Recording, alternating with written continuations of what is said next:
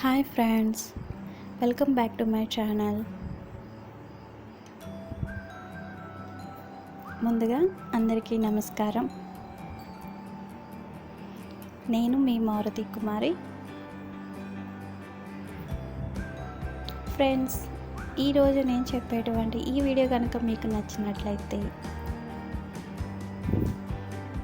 Like చేయండి, share చేయండి, comment చేయండి ఫ్రెండ్స్. అలాగే తప్పకుండా నా ఛానల్ని సబ్స్క్రైబ్ చేసుకోండి.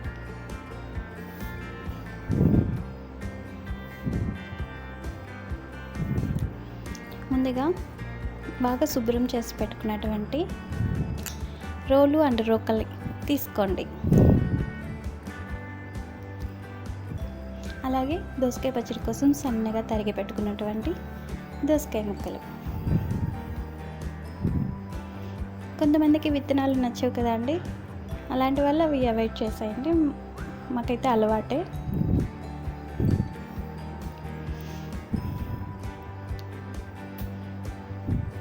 కొంచెం పచ్చిమిర్చి అండి, అంటే మనం దోసకాయ ముక్కలు ఎన్ని తీసుకుంటున్నామో కొంచెం సాల్ట్.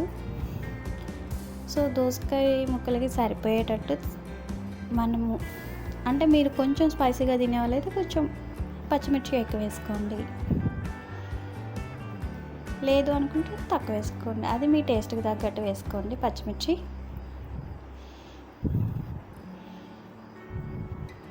అందరికీ మిక్సీలు అలవాటు అయిపోయినాయి, దంచడం కష్టము. కానీ ఇప్పుడు లాక్డౌన్, చాలా టైం ఉంది, ఇంట్లో కూర్చొని బోర్ కొట్టేస్తుంది కదా. సో ఇప్పుడు ట్రై చేయొచ్చు రోటి పచ్చడి. కొంచెం చింతపండు అండి, చింతపండు కొంచెమే వేసుకోండి, ఎందుకంటే ఆల్రెడీ దోసకాయ కూడా కొంచెం పులుపుగానే ఉంటుంది కదా.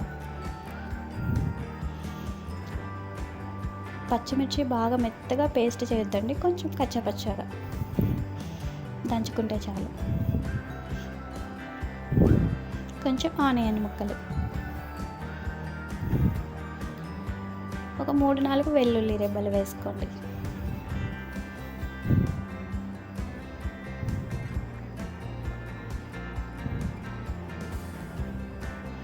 ఈ పచ్చడి దంచేటప్పుడు కొంచెం జాగ్రత్తగా ఉండండి, లేకపోతే కంట్లో ఎగరొచ్చి పడుతుంది.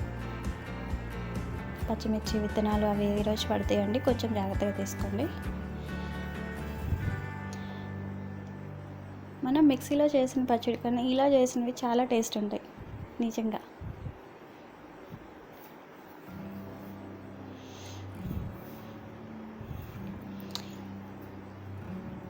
ఇప్పుడు కొంచెం కొంచెంగా దోసకాయ ముక్కలు యాడ్ చేసుకోండి.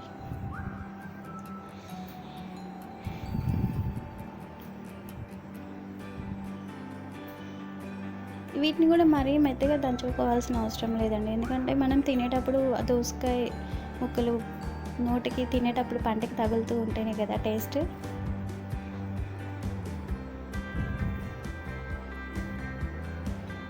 అదిగోండి, జస్ట్ కొంచెం కచ్చపచ్చగా దంచుకుంటే చాలు.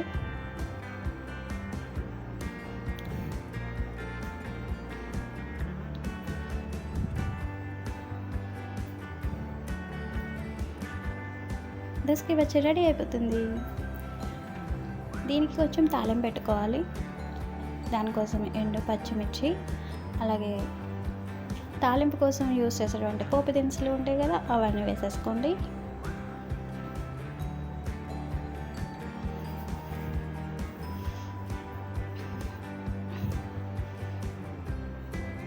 యాజ్ యూజువల్గా తాలింపులో ఉల్లిపాయ ఇవి కొంచెం వేగాక ఇప్పుడు మనం ఇందాక దంచి పెట్టుకున్నటువంటి దోసకాయ పచ్చడి ఉంది కదండి, దానిని ఈ తాలింపులో యాడ్ చేసేసుకోండి.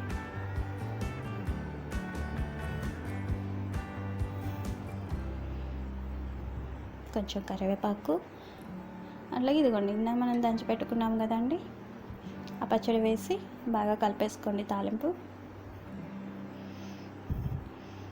ఒక 2-3 మినిట్స్ అండి మీడియం ఫ్లేమ్లో పెట్టి కొంచెం ఉడకనిచ్చండి. ఎందుకంటే ఈ దోసకాయ పచ్చడి దంచినప్పుడు కొంచెం దోసకాయలో ఉండేటువంటి వాటర్ వస్తుంది కదా, అంటే కొంచెం ఆ వాటర్ అంతా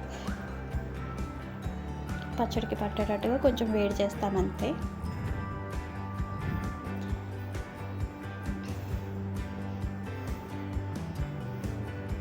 నిజంగా చాలా బాగుంటుంది. వేడి వేడి అన్నంలో దోసకాయ పచ్చడి నెయ్యి వేసుకొని తింటే సూపర్గా ఉంటుంది.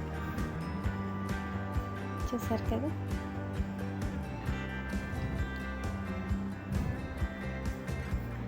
ఫ్రెండ్స్ తప్పకుండా ట్రై చేయండి.